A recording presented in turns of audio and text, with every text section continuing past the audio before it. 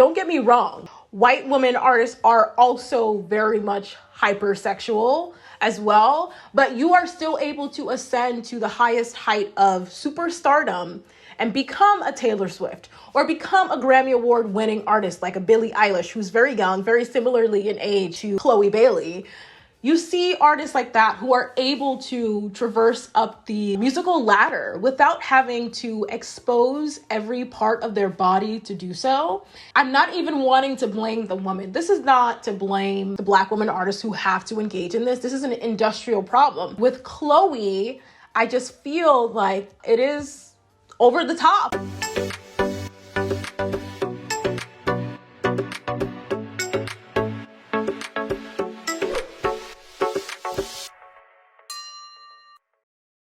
Hello friends, today's video is going to be a little different. It's going to be a chit chat, just more informal video.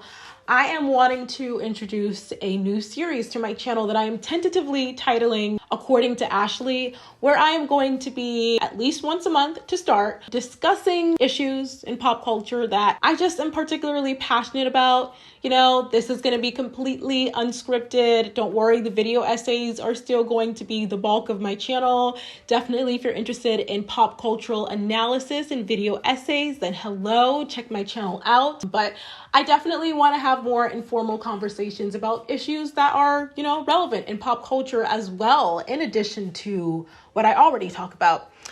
So today I want to broach a topic that I have broached before on my channel. I broached it the last time that I spoke on it was about, I think, 2.5 years ago. I have a video on my channel that I do not like. I hate it. It's called Hypersexuality in Pop Music. And again, it was recorded about 2.5 years ago. And I just wanted to revisit that topic and give you more thoughts, some of the same, some new, more thoughts. And particularly, I wanted to discuss Chloe Bailey. For those of you who may not be aware of Chloe Bailey is a pop and R&B recording artist. We were all initially introduced to Chloe as a duo alongside her sister, Hallie, who is also super talented. I want to preface this video by saying Chloe is extremely talented as an artist. I thoroughly enjoy a lot of her music. Like, I really like the songs that she has. I don't believe that they really reveal the full scope of her talent and the music that she is able to create, because that alternative R&B sound that Chloe and Hallie had was so different from everything else that, you know, was around at the time. I just feel like people gravitated towards it because it was like more thoughtful music than a lot of the stuff that was, you know, out, you know, when they came out with Ungodly Hour. It was just something that really resonated with people in a different way. So Chloe, in the last year or so, a little over a year, has embarked now on her solo career. And a lot of the conversation that has been surrounding Chloe has been around her hypersexual image. I have thoughts.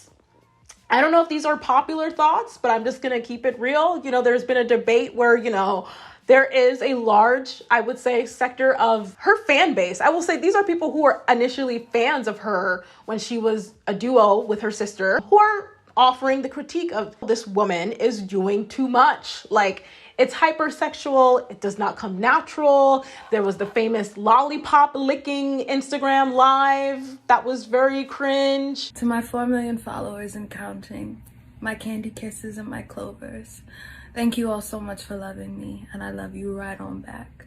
There's a lot more to come. All the things, the music videos, it's just constant twerking and booty shaking and just really hypersexual imagery. So what I want to discuss today is I want to talk about Chloe, but I also want to unpack just Black women in the music industry as a whole.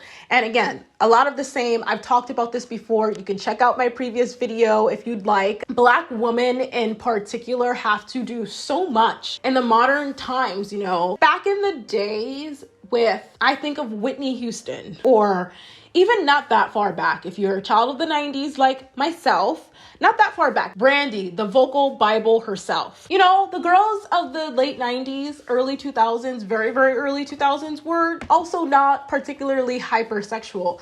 There was kind of a turn And again, this is not a researched video essay. This is just off the top of my head from my lived experience. I feel like in the mid 2000s, like 2004, 2005, when we ushered in the video vixen era, that is when we started to see this hypersexualized imagery. And no, it wasn't from the artists themselves. It was from mostly rappers who, again, were fully clothed, wearing a whole like Montclair jacket, Tim's, jeans, long ass baggy t-shirt, all the things.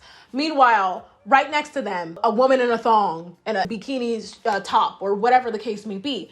And you're just like, the math is not mathing, because why are you sitting up here fully clothed while women have to be wearing next to nothing right beside you? And I feel like the video vixen culture really fed into this. And it made women artists, Black women artists, then have to kind of dip into that formula. There is leeway with white women artists like Taylor Swift and Billie Eilish and Kelly Clarkson and Pink and all the pop girlies that a lot of them I love. Like, oh my God, I grew up loving like all of their music and really loved them and their artistry.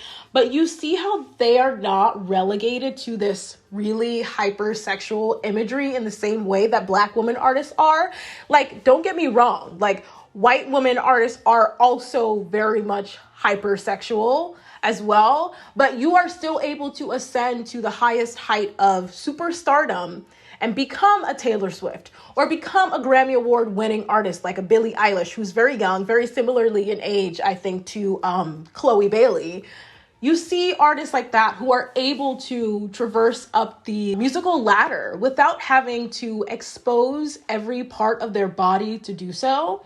I'm not even wanting to blame the woman. This is not to blame the Black women artists who have to engage in this. This is an industrial problem. With Chloe, I just feel like it is over the top. Like, I know that, you know, a lot of people are coming out, and this isn't even about defending Chloe, but I'm going to say it like this just because I can't think of a better way to say it. But a lot of people are coming out in defense of Chloe and saying, you know, she's grown now. She's empowered in her sexuality. She is showing off her womanhood. She is showing that she's not that, you know, little girl that she was when she started off in the industry.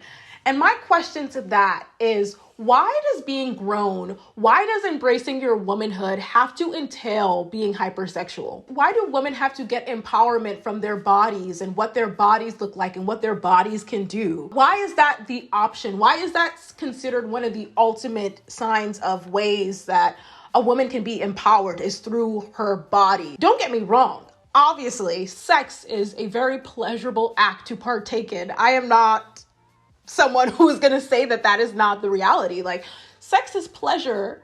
Sex and sexuality are pleasurable, but empowering, I find eating ice cream, cupcakes, all the things, grilled cheese, pleasurable acts to engage in. Am I feeling empowered by that? Not necessarily. And, you know, I feel like so many young women and girls take that messaging in, Black young women and girls, they take that messaging in that they see in the media of literally every Black female music artist, woman music artist, being hypersexual. And so many people will say, well, it's not up to that artist to show them what's right and what's wrong. Like, it's not up to that artist to teach them what's morally right and what's wrong. It's up to their parents. Like, that's their jobs. But I'm like, we all understand nature versus nurture, right? We get that. We understand that, yes, your parents are 100% responsible for instilling you with values and morality and all the things. But at the end of the day, you're going to go out into the world, you know, you're going to go to school and you're going to be surrounded by your friends. You're 16, you got your first job at the mall. As much as your parents can protect you and or just instill values in you, you're still going to get on the internet and see all the things. You're going to get on the TikTok, okay? You're going to get on Instagram. You're going to get on social media. You're going to consume media, regardless of what your parents may or may not have instilled in you. And when it has become the norm, when it is popular to be so hypersexual all the time, even if your parents instilled something differently in you, most people are going to want to flock to what is popular when you're young and your brain is still developing. So with that, I want to just say, like, it really bothers me, that hypersexualized, like, image, because I just feel like that is the feedback that women and girls take in of, yeah, like, I posted myself in a bikini today and it's doing numbers. It's doing all the numbers. I got so many likes of myself in a bikini, but tomorrow I post a picture of me in a turtleneck and it's just my face and I'm in a turtleneck, and that didn't get as many likes. So people are always looking for that positive reinforcement. I have seen it. I have seen it from firsthand. I've seen people go to people's Instagram pages and see how many likes that women get when they are fully clothed versus when they are scantily clad. Like, please go on social media and do a case study yourself. And, you know, again, it's just like Black women in particular, women in general, of course, but, you know, I can speak from a perspective of a Black woman. I'm a Black woman. You just get roped into this hypersexuality because you feel like that is what you need to be for people to engage with you, to be successful, to be attractive, to be, you know, just celebrated. And it's wrong. And it's sad to me that, you know, someone like Chloe Bailey, that is so unbelievably talented, has shown us such versatility as an artist when she was giving us the Chloe and Halle music. Versus now, it has been so one-trick pony for me. It's been like more of the same. It's like, I love Have Mercy, I love Treat Me, and For the Night is a new song too. For the Night, we got a little something different, and I really appreciated that. But of course, Chloe did work into that music video some hypersexual imagery as well. But yeah, it's just been like, and especially as an artist who is debuting, that is what you are delivering, it kind of typecasts you as this is what you can offer. And I know that is not the reality. I know that Chloe can offer much more, but so many people were just introduced to Chloe through her solo career. But if you're looking just at that, you are just getting that is who she is. One-dimensional artist of the hypersexual imagery. I also feel like there's a link between that and just like hookup culture and just like in general, how it's just pushed on women that, oh my God, like, you need to have your Samantha from Sex and the City life. And you need to have that moment in your life where you're just hooking up and just having lots and lots and lots of sexual activities with multiple people and just being that person, when that's not natural to a lot of women. Not every girl wants that for herself, but did they even have a chance to think about what they wanted for themselves? Because these messages are shoved down our throats of, this is who you need to be, and to please whom? To whose gaze is this truly benefiting? It's men. It's the male gaze. And it's the same thing with hookup culture. Like, how many, raise your hand if you're a girl that was in a situationship with a guy that you had feelings for, were ready to take it to the next level, but they were just not taking you seriously at all. And you were giving them all the things, but you weren't getting that in return, and mentally just warped your brain.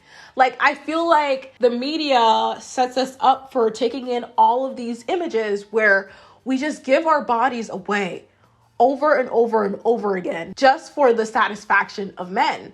And, you know, with Chloe or any other Black female artist, and I said this in my previous video, it's like, yeah, like, I would hope that, you know, this is what she wants to do and she's not being forced to do it. And this is who she truly is. And this is the kind of artist that she really wants to be. It's like, yes, I would hope that, but is it really a question of whether Black female artists are being forced to be hypersexual or not? I mean, look at the charts. Look at who gets to be successful and who doesn't. Is it a question? You mean to tell me it's just a coincidence that all of the people, all of the Black female artists that chart the highest, that are the most mainstream popular artists, just happen to be so empowered in their sexuality? Like, seriously, like, there was never someone else who wasn't that girl, who was someone that was a little bit more reserved in their sexuality? Why hasn't there been an artist in the modern times? Like, why hasn't there been an artist in the last decade, a Black female artist that has been able to make it without being that? And for me, that tells me everything that I need to know about who is elevated and who is not, about what images are accepted and what images are not. And it's not about the music anymore. It's not just about the music. It's about the image. And we all know that sex sells. Black women being hypersexualized goes back centuries. It's really sad that that is what is rewarded, and there is no room for individuality anymore, where that is all you're seeing is that imagery. And I am not that type. I am not that type of person that is very not aware of sexuality and how pleasurable it can be. I am, but does your sexuality have to be public consumption? When it comes to Black women in the music industry, the answer to that question is yes. I just want to live in a world where there is variety, where, there is the hypersexual girlies. There is that for people who want that. But there's also the dorky Black female artists. There is variety to choose from. And I know there is variety that is not in the mainstream, but honestly, mainstream music is more accessible. It's more platformed. I wish Chloe the best. I'm still going to support her. I love For the Night. I think that's a great song, and I love that direction, and I hope she keeps going in that direction. There's so much more to us as women than our sexualities and what we can give for the male gaze. We have so much more to offer, and I would just want Black women artists to be given the opportunity to show that and to be platformed and be successful. Definitely want to hear your thoughts on this subject. What do you think? Do you agree? Do you disagree? I personally, I feel how I feel. I will still support Black women, love on the Black woman in the industry, but I'm not going to ever stop calling it out, because I am just so tired of seeing this homogenous idea of a Black female artist in the modern world, and I want to see something different. Where are the dorky girls? Where are the regular girls? Where are the girls who are not a baddie? Just the pressure that it takes to be a baddie and how much effort it entails to be a baddie is a lot. To be the baddie with the laid down baby hairs, all the things, the body, yaddy, yaddy, legs and hips and body. It's a lot. And we need more variety of what is considered to be desirable. Hope you enjoyed this According to Ashley informal video. I really love chit-chatting and not having to write a script, because that takes me a long time to do. So thank you so much for tuning into today's video. If you like this series, and if there's any other topics that you would like to see me discuss in this Chit Chat According to Ashley series, definitely drop that in the comments down below. Take some time to look at my other content, lots of really informative video essays. And until next time, my lovelies, and remember, nobody's free until we're all free.